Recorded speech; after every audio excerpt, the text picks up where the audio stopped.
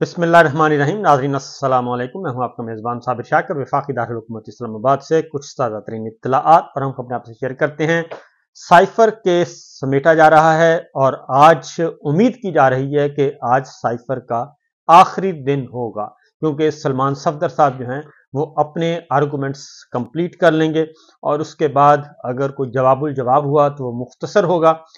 लेकिन आज इम्कान है कि साइफर केस आज समेट दिया जाएगा और साइफर केस के नताइज क्या निकलेंगे वो भी मैं आपको बताता हूं, क्योंकि लास्ट हेयरिंग पे जो कुछ अहम नौयत के सवालात उठाए जा चुके हैं उसके बाद साइफर जो है वो अपनी मौत आप मर चुका है। बल्कि साइफर के बारे में बहुत ही अहम नौयत के सवालात खुद जुडिशरी की तरफ से ऑनरेबल जजेस ने उठाए हैं और पता चला है कि असल साइफर तो दफ्तर खारजा से बाहर निकला ही नहीं, बल्कि वो वहीं का वहीं है। और अगर वो साइफर निकला नहीं तो फिर वो कॉपी कैसे चोरी हो गई और साइफर कैसे चोरी हो गया। और फिर एक और सवाल अहम तरीन उठा और वो भी chief justice Islamabad high court और जस्टिस मियां गुल हसन औरंगजेब साहब ने खुद उठाया कि साइफर जो है वो किसी ने न पढ़ा न देखा और उस पे ट्रायल कोर्ट के जज ने नहीं देखा, प्रोसिक्यूटर ने नहीं देखा, इमरान खान साहब के वकला ने नहीं देखा और इस्लामाबाद हाई कोर्ट ने नहीं देखा, सुप्रीम कोर्ट ऑफ पाकिस्तान ने नहीं देखा। और अगर साइफर देखा ही नहीं गया और उसमें उसका मतन ही नहीं किसी को पता कि उसमें है क्या, तो फिर ऐसी कौन सी चीज है, फिर कैसे ये कह सकते हैं कि जी मुल्क दुश्मन को नुकसान, मुल्क दुश्मन जो है उससे फायदा उठा सकते हैं। तो ये अहम नौयत के सवालात जो हैं वो साइफर के बारे में उठ चुके हैं और दो तीन बातें जो पूछी गई थी और दो जवाबात मांगे गए थे उसको भी अभी तक उसका जवाब नहीं दिया। एक advocate general Islamabad high court ने सवाल का जवाब देना था, उसका नहीं दिया गया। एक सवाल का जवाब देना था जेल हुक्काम ने, जेल सुप्रीडेंट ने देना था, उसका नहीं दिया गया। और ये दो बातें जो हैं वो पूछी गई और उसके लिए कहा गया अभी तक हमने देखा नहीं है और कोर्ट ऑर्डर हमने नहीं देखा। तो ये बहुत ही दिलचस्प हैं और राह फरार इख्तियार करने की कोशिश की जा रही है। पहले जरा सलमान सफदर साहब को सुने कि वो आज क्या नवीद सुना रहे हैं। देखिए, अच्छी बात यह है कि आज छठा दिन है और तकरीबन अब साइफर की अपील को ऑनरेबल जजेस को सुनते हुए तकरीबन 10 घंटे से ऊपर हो चुके हैं। जो अगर आप मैं टाइम को कैलकुलेट करूं तो केस अब तकरीबन कंक्लूड होने के करीब है, क्योंकि केस ऑफ फर्स्ट इम्प्रेशन है, फॉरेन ऑफिस की वर्किंग है और पूरे साइफर के मैकेनिज़्म को समझना होता है। जजेस ने ये एहतियात से करने का एक मरहला है, हम उससे गुज़र रहे हैं इस वक्त। और आज बड़े तहम्मुल से तमाम एविडेंस जो है फॉरेन ऑफिस के गवाहान का वो आज जजेस को पढ़ के सुनाया गया और उन्होंने बाज़ एस्पेक्ट्स को पे एविडेंस को समझा, इसकी मूवमेंट को समझा, इसके गार्डियंस कस्टोडियंस को समझा और कुछ सवालात उन्होंने उठाए जिस पर मैं उनको असिस्ट करता रहा। सो अब दोबारा मामला साइफर की अपील का कल तक के लिए मुलतवी है। रमज़ान एक फैक्टर है, मगर फिर भी ऑनरेबल जजेस रोज़ाना 2 घंटे हमें देते हैं और इन 2 घंटों में हम इस सारे प्रोसेस को बड़े तहम्मुल से हम भी इसको आगे लेकर चल रहे हैं, क्योंकि ये प्रोसिक्यूशन का सबसे सीरियस और संजीदा इल्ज़ाम और मामला है। सो इस पर उसी संजीदगी से असिस्ट भी करना चाहिए। सो अब उम्मीद करते हैं कि कल के दिन तक तमाम एविडेंस मुकम्मल हो जाएगा और कल बाकायदा मैं अपने सबमिशंस का, जिसको हम क्लोजिंग स्पीच कहते हैं, फॉर्मुलेट करूँगा और तमाम फाइनल आर्ग्यूमेंट्स कल हो जाएंगे इंशाल्लाह। मैं उम्मीद करता हूँ कि साइफर का केस एक नहीं तो 2 पेशियों पर कंक्लूड होने जा रहा है। एडवोकेट जनरल ऑफिस आज नहीं मौजूद था, जेल अथॉरिटीज़ से कुछ रिपोर्ट्स तलब की हुई थी उन्होंने, आज वो भी नहीं आई थी, जिस पर जजेस ने they were not too happy with it कि वो टाइमली क्यों नहीं मौजूद थे, जबकि एक इतना इम्पॉर्टेंट केस जो है वो सुना जा रहा है इस वक्त। मगर साथ ही साथ में जो वर्किंग है इस सारे प्रोसेस की, बाहर से मैसेज आने की, यहाँ रिसीव करने की, उसकी कॉपियाँ बनने की, उसके इंचार्ज, उसके कस्टोडियंस, ये कैसे सारा प्रोसेस होता है, किस हद तक डॉक्यूमेंट शेयर होता है, क्या टाइम लाइन्स हैं, कब दी जाती है, कब वापस आती है।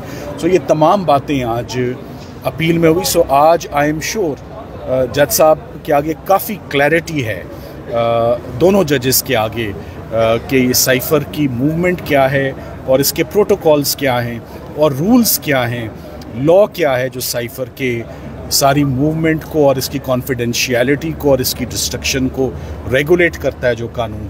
आज उस पर काफ़ी मावनत जो है वो हमने जजेस को दी। सो वंस अगेन मामला सब जुडिस है, मामला इस वक्त नियरिंग इट्स कंक्लूजन है, मामला नियरिंग इट्स लॉजिकल कंक्लूजन है। हम उम्मीद करते हैं कि the arguments will find favour और both the appellants will be honourably acquitted from the charges. इंशाल्लाह ये फाइनल आर्ग्यूमेंट्स हम करने वाले हैं। मैंने उस ऑप्शन के मुतालिक ना सोचा है, ना मेरे ज़हन में आती है एक्विटल, आउट ऑफ क्वेश्चन। लेकिन क्या सोचना नहीं चाहिए, क्योंकि कुछ भी हो सकता है अदालत की जानिब से? ऐसा कभी नहीं सोचता, that's not my way of thinking.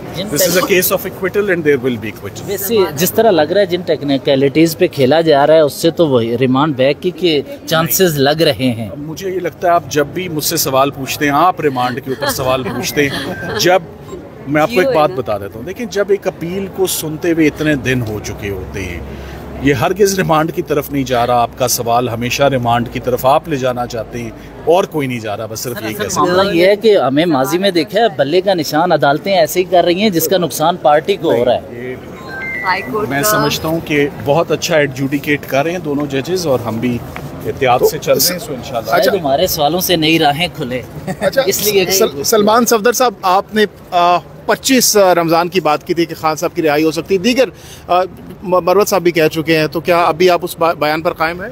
मैं अभी भी ये कहता हूँ, आप हमें कोई से 3 दिन, अब मैं कह नहीं सकता और लोगों का हक नहीं मारना चाहिए, और लोगों के मामलात भी लगे होते हैं, रमज़ान का फैक्टर भी है। ये भी बात मैं अप्रिशिएट करता हूँ कि रमज़ान में क्या टाइम हो गया है, 4:05 4:05 तक जजेस ने केस सुना है। हम सिर्फ शुक्रिया अदा कर सकते हैं उनका। रमज़ान फैक्टर एलिमेंट है, मगर cipher it's nearing it's conclusion. Straight away Monday को तोशा खाना की अपील फिक्स्ड है, वो भी 1 दिन की अपील है, इससे ऊपर उसको टाइम नहीं है। मैं अभी भी अपनी बात पर कायम हूँ कि ये ईद से पहले रमज़ान के अंदर ही खान साहब के तमाम केसेस जो हैं वो डिसाइड हो सकते हैं, और उन सब केसेस में मैं एक्विटल देख रहा हूँ। पहला केस ही सबसे इम्पोर्टेंट केस है साइफ़र का जो इस वक्त चल रहा है। मैं हमेशा कहता हूँ जो साइफ़र में होगा वही बाकी केसेस में होगा। ये सलमान सफदर साहब थे जो बता रहे थे कि कल तक ये कंक्लूड हो जाएगा और इससे आगे नहीं जाएगा।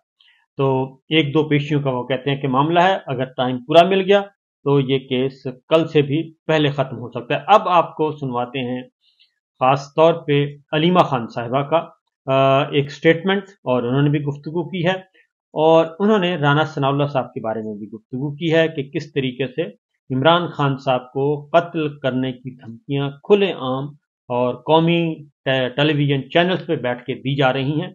वो भी इम्पोर्टेंट डिस्कशन है, पहले वो सुन लें। और ये राना सनाउल्लाह जो 15, जो वो तो खुद तो हारा हुआ है, लेकिन जो वो उसकी जमात है नून लीग 17 सीटों के साथ जीती हुई, बाकी सारे चोरी किए हुए, लोगों की सीटें चोरी किए हुए चल के हुकूमत के ऊपर बैठे हुए हैं, और उनकी जुर्रत कि वो बैठ के, या उनके जो ये टाउट्स बैठ के इमरान खान को धमकियां जान की दे रहे हैं। क्या ये नून लीग के जिम्मे लगा है इमरान खान को ख़त्म करना, ये उसके जिम्मे लगा है? ये 17 सीटों वाली जमात की ये परेशानी है कि हमारे पास सिर्फ 17 सीटें हैं, और इमरान खान को जिसका दिल करता है खुद आके टीवी के ऊपर बैठ के जान की धमकी दे रहे हैं, क्योंकि ये बदमाश है राना सनाउल्लाह। इसका क्या ख्याल है कि यहाँ सब ने घर बैठे रहना, आराम से बैठे रहना, या आपका ख्याल है कि जो पीटीआई के हैं जिनको उन्होंने हराया है, वो तो वहाँ के हारा हुआ आदमी है ये राना सनाउल्लाह, फैसलाबाद ने उसको रिजेक्ट कर दिया है। इसी ने ये साइफर की ये अहमकाना केस किया था, और ये अब टीवी के ऊपर बैठ के इसका यहाँ बस नहीं चला FIR से, तो अब ये इमरान खान को जान की धमकियां देगा। या मरियम औरंगजेब, जिनकी फैमिली को, उनके जो फैमिली के लोग हैं मैं उनको जानती हूँ, और ये इस बेचारी से क्या क्या करवा लिया, बेचारी मरियम औरंगजेब से, इससे क्या करवा रहे हैं? बेचारी है, मैं ये कौन ऐसी बातें करता है, अपने आप को जलील करता है टीवी के ऊपर बैठ के, और झूठ बोलना पड़ता है सारा दिन। मुझे तो उन पे तरस आ रहा है। अच्छा तो मैडम ये बताइएगा कि लेकिन अगर ये धमकियां देंगे, अगर ये धमकियां देंगे इमरान ये जो खान को, तहरीके अगर ये धमकियां देंगे, ये हारी भी पार्टी, फिर से मैं कहूंगी, हारी भी पार्टी 17 सीटों की पार्टी है, और ये उस एक अजीम शख्स जो जेल के अंदर बैठा हुआ है, साथ शाह महमूद बैठे हुए हैं 10 साल की। आज मेरे ख्याल में जो हमारे जज साहिबान थे जिन्होंने आज कोर्ट बंद कर दिया, उन्होंने कहा 25 लोग से ज्यादा अंदर ही नहीं आ सकते। यहाँ पे MNAs MPs जो ये नहीं रोक सकते उनको, अगर वो कार्ड दिखाएं वो कोर्ट में जा सकते हैं। आज उन्होंने कहा सिक्योरिटी की वजह से आज आप अपने MNAs और MPs को सिक्योरिटी रिस्क करार दे दिया कि जब तक 25 लोगों की लिस्ट नहीं होगी MNAs MPs के अंदर नहीं आने देंगे। सिर्फ 25 को इजाजत मिली थी, बाकियों को बाहर ठहर जाए, बाहर रोक दिया। तो आज अगर आपके MNAs और MPs कोर्ट्स के लिए सिक्योरिटी रिस्क हैं, राना सनाउल्लाह टीवी पे बैठ के 17 सीटों वाला टीवी पे बैठकर इमरान खान को जान की धमकी देगा, तो मेरे ख्याल में मैडम आपको FIR नहीं कटवानी चाहिए। हम FIR है बहुत नहीं कटने। एक सेकेंड हम डालने की कोशिश कर रहे हैं, अगर वो एक्सेप्ट कर ले तो हम हर शहर में डालेंगे, फैसलाबाद में डलेगी, लेकिन वो अगर कोर्ट आपके एक्सेप्ट कर लें, क्योंकि हुकूमत तो 17 सीटों वाली पार्टी की है ना, पुलिस उनके मातहत है 17 सीटों पे, सब जगह डलेगी, FIR इनके ऊपर डलेगी। ये अगर संजीदा ले, हाँ इन थ्रेट्स को संजीदा ले रहे हैं आप लोग, ये जो कर रहे हैं राना सनाउल्लाह साहब? हम संजीदा ही ले रहे हैं ना, हम संजीदा ही ले रहे हैं जो FIR दर्ज करने जा रहे हैं। लेकिन राना सनाउल्लाह को फिर मैं घर मिलने जाऊंगी, फिर इनके समझा कर आऊंगी। अगर आइंदा अगर वो माफी ना मांगी उन्होंने, तो हम उनके पास जाएंगे, उनके घर उनको मिलने, उनकी फैमिली से, उनकी बीवी से, उनके बच्चों से मिलेंगे। राना सनाउल्लाह की फैमिली से मिलेंगे ना, हम उनकी फैमिली है इमरान खान की, हम इस तरह उनकी फैमिली को, अगर उनकी बहनें हैं, उनके बाकी उन्हीं से मिलेंगे ना। उनको मिलके ये पूछना चाहेंगे कि आपको अल्लाह का खौफ है तो इस शख्स को कंट्रोल करो। अगर ये कत्ल करने का सोच रहे तो ये सोचे, आप भी सोच लें कि आप औरों के भी घर वाले हैं, वो अकेले नहीं है इमरान खान। अच्छा ये बताइए, इमरान खान से आप मुलाकात करें, क्योंकि आज शाह महमूद कुरैशी को भी इजाजत नहीं दी गई उनसे मुलाकात की। ये देखें, ये मरियम नवाज की हुकूमत है इस वक्त 16 सीटें वाली, मेरे ख्याल में 17 सीटें मैंने ज्यादा बता दी, 16 सीटें वाली हुकूमत है। अब ये बेचारी ये यही करेगी, हरकतें पैनिक करेगी, इमरान खान का दरवाजा बंद कर दो, जेलें बंद कर दो। मरियम नवाज ताकि विजिट कर रहा है, उसको डयाला भी देखा है, वो कोट लखपत तो हुआ ही है चक्कर लगाने। इससे काम नहीं चलेगा, इनसे ये चल ही नहीं सकता, ये कितने दिन चला लेंगे, हम घर तो नहीं बैठे रहेंगे ना।